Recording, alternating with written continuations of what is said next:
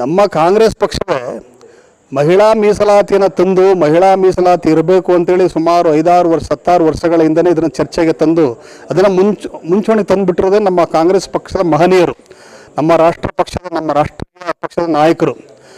ಆದರೆ ಮೋದಿಯವರು ಮಾಡಿದಂತಹ ಸಂವಿಧಾನ ಒಂದು ವಿಶೇಷವಾದ ಅಧಿವೇಶನವನ್ನು ಕರೆದಿರುವಂಥದ್ದು ತಮಿಳುನಾಡು, ಕೇರಳದಲ್ಲಿ, ಪಶ್ಚಿಮ ಬಂಗಾಳದಲ್ಲಿ ಅವರ ಪಕ್ಷಕ್ಕೆ ಅನುಕೂಲ ಆಗಲಿ ಅಂತೇಳಿ BJP ಪಕ್ಷದವ್ರಿಗೆ ಗೊತ್ತು ಯಾಕೆ ಈ ತರಾತುರಿ ಅಧಿವೇಶನ ಅಂತೇಳಿ.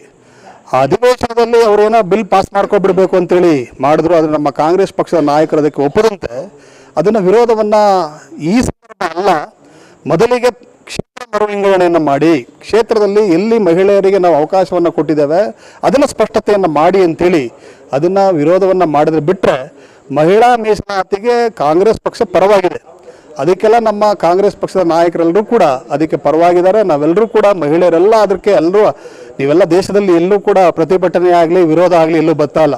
ಯಾರೋ 4-6 ಜನ BJPಯ ಮಹಿಳಾ ಅವರೆಲ್ಲೋ ಅದನ್ನು ಹೇಳಿರುವಂಥದ್ದು ಬಿಟ್ಟರೆ ಬೇರೆ ಏನು ಕೂಡ ನಮ್ಮಲ್ಲೆಲ್ಲೂ ಕೂಡ ವಿರೋಧ ಅನ್ನುವಂಥದ್ದು ಬರ್ತಾ ಇಲ್ಲ. ಅವರು ಕೂಡ ಗೊತ್ತಿದೆ, ಭಾರತೀಯ ಜನತಾ ಪಕ್ಷದ ಮಹಿಳೆಯರು ಕೂಡ ಗೊತ್ತಿದೆ ಇದು ಕಾಂಗ್ರೆಸ್ ಪಕ್ಷದವರು ತಂದಂಥದ್ದು.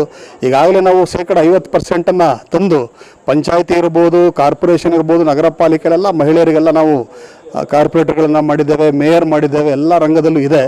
ಅದು ಸುಮ್ಮನೆ ಆರೋಪ ಅಷ್ಟೇ, ಅದರಿಂದ ಏನು ಕೂಡ ನಿರಾಧಾರ ಅದು ಶಕ್ತಿ ಇಲ್ಲ, ಅಲ್ಲಿ ಯಾವುದೇ ವಿಚಾರಗಳಿಲ್ಲ. ಅವ್ರು ಏನೇ ತಂದರೂ ಕೂಡ ನಮ್ಮ ಪಕ್ಷ ಸಂಘಟನೆಯಲ್ಲಿ ಮುಂದೆ ಇದೆ. ಕರ್ನಾಟಕದಲ್ಲಿ DK ಶಿವಕುಮಾರ್ ಮತ್ತು ಸಿದ್ದರಾಮಯ್ಯನವರ ನೇತೃತ್ವ, ಮಲ್ಲಿಕಾರ್ಜುನ್ ಖರ್ಗೆ ಮತ್ತು ರಾಹುಲ್ ಗಾಂಧಿ, ಪ್ರಿಯಾಂಕಾ ವಾದ್ರಾ ಮಾತಾಡಿರುವಂಥದ್ದನ್ನೆಲ್ಲ ನೋಡಿರಬೇಕು.